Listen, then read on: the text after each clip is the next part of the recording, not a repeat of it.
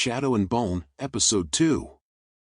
The episode begins with a group of children having a storytelling time in a hall. A boy is telling them how the Grisha people are being picked, and the children are excited about what their powers will be. Young Mal asks how the test will go, but the storyteller says injured people can't take the test. They are interrupted by visitors. Young Mal and Alina run into the field. Mal wants Alina to take the Grisha test, but she doesn't want to go except with him. The scene cascades to the present. Mal wakes up beside Alina but is carted away in a stretcher. Alina is woken up by a healer, who is then instructed to bring her to the general's tent. Inaj doesn't want to cross the fold within that short period because she is still under Helene, but Kaz says he has a plan. They argue, and Kaz tells her to stay behind if she can't go, and she walks out.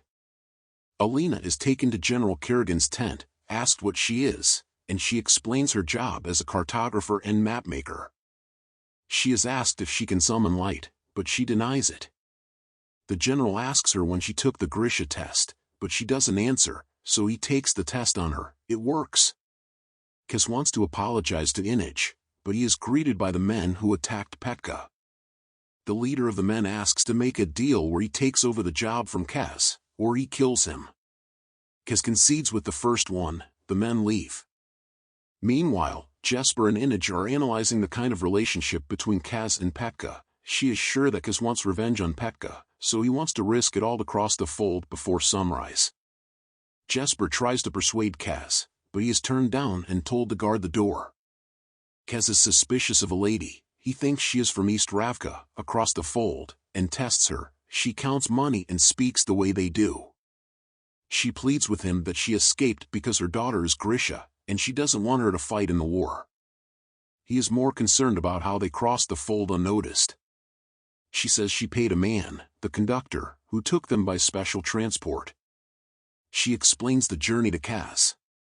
Kaz gets a name from her, Poppy. In the camp, Alina is told to get into the coach that will take her to the little palace, where she can be safe from the enemy's reach, but she wants to speak with Mal first. She is forced into the coach and is wheeled off. She calls out to Mal, and he chases after her, but he doesn't make it. The lady summons Inaj to the menagerie, Helene, whom she works for, because she wants Inaj to kill a man. Inaj refuses it at first but eventually agrees because she is promised freedom. Inaj wants Jesper to do the job for her. Kaz calls for Jesper while talking, and Inaj disappears. In the coach, Alina is given a bulletproof coat, and the men explain to her why she has to go to the palace. Alina argues that she is safer as a cartographer, but they insist she should be in the palace, and she is also a valuable asset in destroying the fold as it was Grisha that created it. As they continue, they discover the road is blocked. The men leave the coach, but they are attacked by the Fjordan army, who hate Grisha. Soon, all coaches and soldiers are under attack. Alina is attacked but is saved by the general. The general and Alina are riding together. They stop for a rest and explain her power and mission to her, and they continue their journey to the little palace. Meanwhile, in the camp, Mal discovers the attack from one of the witnesses and tries to persuade the commander to protect Alina. The commander emphasizes why he can't do anything for Grisha except by the general's orders. Back in Ketterdam, Jesper and Kaz continue to find a way to cross the fold unnoticed. Jesper distracts the guards while Kaz goes in to meet Poppy. He asks Poppy for the conductor's contact. Poppy tries to persuade him to leave the job for Petka. Kaz discovers that Poppy was set up by another person who wants to meet with the conductor. Meanwhile, Inaj is on the job and finds out that he is the same man whose boys had her and her brother kidnapped and sold when she was little. She wants to know how she can get her freedom back and her brother's whereabouts. She tells him all she remembers about her brother. He says he doesn't know anything about the kidnap. It was probably done by one of the guys that work for Helene, the person who sent her on the job. She threatens to kill him, but he sees a badge on her coat that identifies her as a saint, which means under that faith, murder is unforgivable.